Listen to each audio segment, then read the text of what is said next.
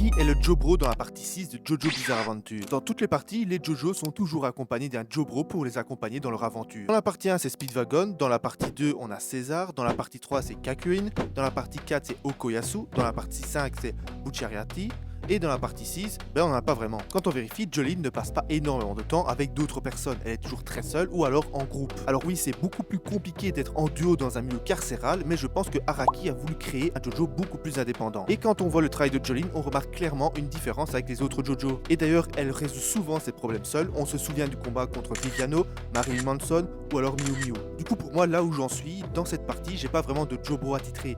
Mais si on devait en choisir une, évidemment que ce serait Hermès. Je dis pas que Jolene est le meilleur Jojo, non je dis pas ça, je dis juste qu'elle a un meilleur développement que par exemple Josuke ou Jordo qui n'en ont quasi pas. On parle quand même d'une protagoniste qui au début dans son incarcération n'avait aucun stand et qui après quelques jours peut rivaliser avec le père Pucci et bien d'autres bien badass. Alors t'en dis quoi? N'hésite pas à me dire en commentaire quel est le meilleur Jojo pour toi.